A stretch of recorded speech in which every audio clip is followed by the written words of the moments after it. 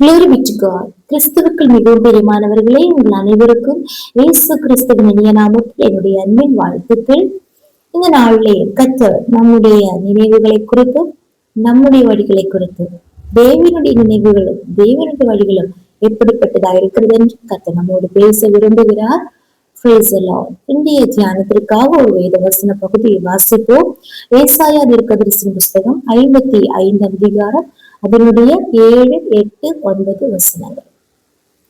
துன்மார்க்கன் தன் வழியையும் அக்கிரமக்காரன் தன் நினைவுகளையும் விட்டு கர்த்தரிடத்தில் திரும்ப கடவர். அவர் அவன் மேல் மனதுருகுவார். நம்முடைய தேவனிடத்திற்கே திரும்ப கடவர். அவர் மன்னிக்கிறதற்கு தயை பெருத்திருக்கிறார். என் நினைவுகள் உங்கள் நினைவுகள் அல்ல, உங்கள் வழிகள் என் வழிகளும் அல்லவென்று கர்த்தர் சொல்லுகிறார். பூமியை பார்க்கலும் வானங்கள் எப்படி உயர்ந்திருக்கிறதோ அப்படியே உங்கள் வழிகளை பார்க்கலும் என் வழிகளும், உங்கள் நினைவுகளை பார்க்கலும் என் நினைவுகளும் உயர்ந்திருக்கிறது. Isaiah chapter 55 verse 7 to 9.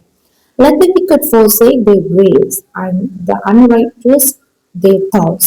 Let them turn to the Lord, and he will have mercy on them, and to our God, for he will freely pardon.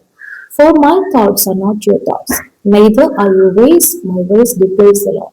As the heavens are higher than the earth, so are my ways higher than your ways, and my thoughts than your thoughts. Hallelujah. ஆமாம், எவ்வளவு ஆசீர்வதிக்கப்பட்ட வசனத்தை நாம் வாசித்திருக்கிறோம் இல்லையா? இங்கே கர்த்தர் சொல்லுகிறார், நாம் நம்முடைய வழியையும் நம்முடைய நினைவுகளையும் விட்டு கர்த்தரிடத்தில் திரும்ப கடவோம்.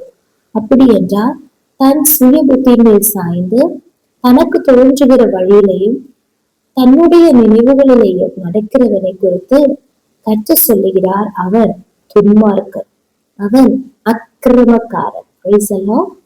நாம ஜெபம் செய்கிறவர்களா இருக்கலாம், ஆராதிக்கிறவர்களா இருக்கலாம், குடும்பமாக ஆலயத்திற்கு போகிறவர்களா இருக்கலாம், நம்ம யாராவது இருந்தாலும் நம்முடைய சுய புத்தியின் மேல் சாய்ந்து நம்முடைய சொந்த வழியிலே சொந்த நினைவுகளின் படி நாம் இன்றைக்கும் சஞ்சரித்துக் கொண்டு இருக்கிறோம் என்றால் நிச்சயமாகவே தேவனுக்கு முன்பாக நாம் துன்மார்க்கரும் அக்கிரமக்காரருமா இருக்கிறோம்.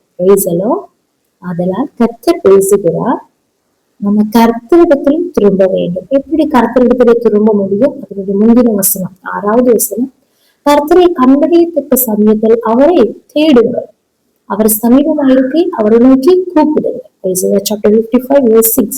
Seek the Lord while he may be found, call on him while he is near. அப்போ எப்படி கர்த்தரிடத்திலே திரும்ப முடியும்?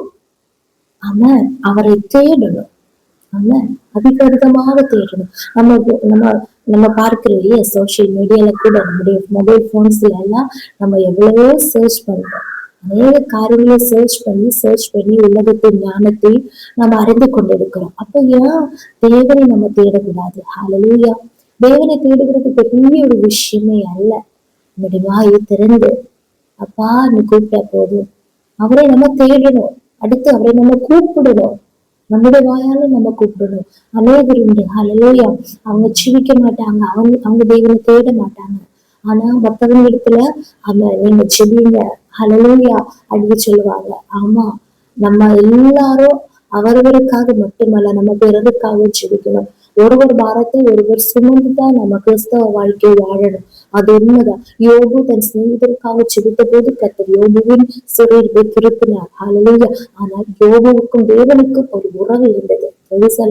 யோபுவின் எல்லா கஷ்டத்தின் மத்தியிலையும் சோதனையின் மத்தியிலையும் யோபு சொல்லுகிறார், அவர் உதடுகளின் கற்பனைகளை விட்டு பின்வாங்குவதில்லை, அவருடைய வாயின் வார்த்தைகளின் ஆகாரத்தை பார்த்து நான் உட்கொண்டேன், அது நான் காத்து கொண்டேன், அதுபோல என் கண்களால் என் சொந்த கண்களால் நான் அவரை பார்ப்பேன் என்றெல்லாம் அவரால் நம்பிக்கையின் வார்த்தைகளை பேசுகிறார். அவருக்கும் தேவனுக்கும் ஒரு தொடர்பு இருந்தது. அதனாலதான் கடைசி 4 அதிகாரங்களிலே கர்த்தர் சுழல் காற்றிலே அவர் நடுவில் இறங்கி அவரோடு முகமுகமாக பேசுகிறார். அதனால் நமக்கு தேவனுக்கு ஒரு தொடர்பு இருக்க வேண்டும். நம்ம தேட வேண்டிய நேரத்துல நம்ம தான் தேவனை தேடணும். நம்ம தேடினால் அவர் நமக்கு தென்படுவார். ஹல்லேலூயா. நம்ம கூப்பிட்டால் அவர் நமக்கு செவி கொடுப்பார். இல்லாவிட்டால் ஸ்தோத்திரம், அவர் நம்மை கைவிட்டால் அவர் நம்மை தள்ளினால் யாராலையும் சேர்த்து கொள்ள முடியாது. 1000 கைகள் நம்மை சேர்த்து கொண்டாலும், 1000 கரங்கள் நம்மை பிடித்தாலும், தேவனுடைய கரம் நம்மோடு கூட இல்லை என்றால் எல்லாம் அவன் நஷ்டம்தான் சொல்லலாம். ஆதலால் இந்த நாட்களிலே அவரை தேட வேண்டிய சமயத்தில் அவரை தேடுவோம், அவரை கூப்பிட வேண்டிய நேரத்தில் அவரை நோக்கி கூப்பிடுவோம். நம்முடைய வழிகளையும் நம்முடைய சிந்தைகளை விட்டு அவரிடத்திற்கு திரும்புவோம். ஒருவர் தன் வழியை நம்பி தன் நினைவுகளுக்கு நம்பி அதன்படி வாழ்வையினாகில் நிச்சயமாகவே தேவனிடத்துல திரும்ப மனசு இருக்காது. தேவனை நோக்கி தேட வேண்டிய அவசியம் இல்லை, தேவனை கூப்பிட வேண்டிய அவசியம் இல்லை. ஆதலால் நம்முடைய வழிகளை நினைவுகளை விட்டு திரும்ப வேண்டும் என்று கர்த்தர் நம்மோடு பேசுகிறார். அப்படி என்றால் அவர் நம்மை மனதுருகுவார், அவர் நம்மை மன்னிக்கிறதற்கு தயவு பெருத்திருக்கிறார். அல்லது அவர் அன்புள்ள தேவர். ஆனால் கதை சொல்லுகிறார் 8ஆம் வசனம், என் நினைவுகள் உங்கள் நினைவுகள் அல்ல, உங்கள் வழிகள் என் வழிகளும் அல்ல என்று கதை சொல்லுகிறார். நம்ம சிந்திக்கிறதற்கு நம்முடைய நினைவுகளுக்கு நம்முடைய வழிகளுக்கு மாறாக இருக்கிறது கர்த்தருடைய வழிகளும் நினைவுகளும். பேசலாம் அலையும் யாதெல்லாம் தேவன் நமக்காக பெரிய திட்டங்களை பெரிய காரியங்களை அவர் நமக்காக வைத்திருக்கிறார். ஆனால் நம்ம எப்படி அவரை நோக்கி கூப்பிடுவோம், நம்ம எப்படி அவரை தேடுவோம், அதன் அடிப்படையில கர்த்தர் அந்த பிளெஸிங்ஸ் எல்லாம் நம்முடைய வாழ்க்கையில ரிலீஸ் பண்ணுவார். ஆமா, அடுத்து அது எப்படிப்பட்டதா இருக்கிறது? 9ஆம் வசனம், பூமியை பார்க்கலாம் வானங்கள் எப்படி உயர்ந்து இருக்கிறது. நமக்கு தெரியும் பூமி எங்க இருக்கிறது, வானம் எங்க இருக்கிறது, எவ்வளவு டிஸ்டன்ஸ் இருக்கிறது, எவ்வளவு உயரமா இருக்கிறது.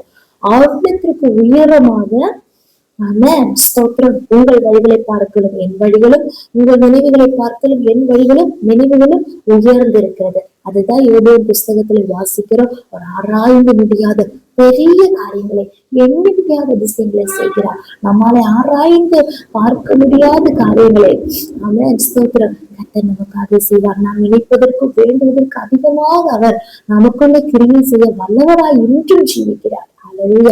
அதெல்லாம் நம்ம இன்றைக்கு ஒரு வழியில போயிட்டு இருக்கிறோம். இன்றைக்கும் பல நினைவுகளோட நம்ம இருக்கலாம். அதையெல்லாம் ஸ்டாப் பண்ணி வச்சுட்டு தெய்வ சமூகத்துல அவரை தேடுங்க, அவரை நோக்கி கூப்பிடுங்க. அப்பா, என்னுடைய சித்தம் அல்ல, என்னுடைய வழிகள் அல்ல, என்னுடைய நினைவுகள் அல்ல. மனுஷனுடைய இருதயத்தில் பல யோசனைகள் உண்டு, தேவனுடைய ஆலோசனை மட்டும்தான் உறுதிப்படும். அதெல்லாம் எதற்கு டைம் வேஸ்ட் பண்றீங்க? எதற்கு ரொம்ப கஷ்டப்பட்டு முயற்சித்து தோல்வி அடைந்து துக்கப்பட்டு கொண்டிருக்கிறீங்க? பேசலாம். இப்போது தேவனை தேடுங்கள், தேவனை நோக்கி கூப்பிடுங்கள். அலையில நம்முடைய வழிகளை விட்டு நம்முடைய நினைவுகளையும் விட்டு கர்த்தரிடத்திற்கு திரும்புவோமாக. கர்த்தர் தம்முடைய வழிகளின்படி நம்முடைய நினைவுகளின்படி நமக்காக பெரிய காரியங்களை செய்ய இன்றைக்கும் அவர் ஹல்லேலூயா நம்மோடு கூட இருக்கிறார். அதனால் இந்த வசனத்தின்படியே ஆலோசனையின்படியே கர்த்தர் நம்ம ஒவ்வொருவரையும் ஆசீர்வதிப்பாராக. ஜெபிப்போம். இயேசுப்பா ஸ்தோத்திரம். எங்கள் அளவில்லாமல் நேசித்து வழி நடத்துகிறோம். எங்கள் அருள் பரலோக பிதாவே, ஆசீர்வதிக்கப்பட்ட இந்த நாளிலே எங்களுக்கு இந்த வார்த்தைக்காக ஸ்தோத்திரம்.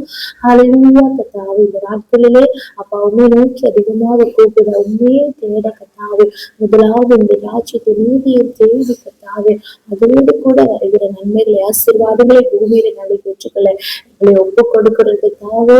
ஹல்லேலூயா கர்த்தரிடத்தில் மகிழ்ச்சியா இருந்த வசனத்தினுடைய உண்மையை நோக்கி கூப்பிடுகிற கர்த்தாவே, வழிகளை நினைவுகளை விட்டு இடத்துல திரும்ப எங்களை அர்ப்பணிக்கிற கர்த்தாவே, நிச்சயமாகவே எங்களுடைய நினைவுகளுக்கும் எங்கள் வழிகளுக்கும் எங்கள் யோசனைகளுக்கும் எங்கள் சிந்தனைகளுக்கும் மேலாக கர்த்தாவே பெரிய காரியங்களை எங்களுக்காக செய்து எங்களை ஆசீர்வதிக்கிற எங்களுக்காக தாழ்த்துகிற ஒப்பு கொடுக்கிறோம். வசனத்தை கேட்டுக்கொண்டிருக்கிற ஒவ்வொரு மக்களையும் கேட்டு ஆசீர்வதிக்கிறாங்க. இயேசுவின் நாமத்தினாலே ஜெபிக்கிறோம். எங்கள் ஜெபத்தை கேளும் நல்ல பிதாவே. ஆமென், ஆமென், ஆமென். May God bless you.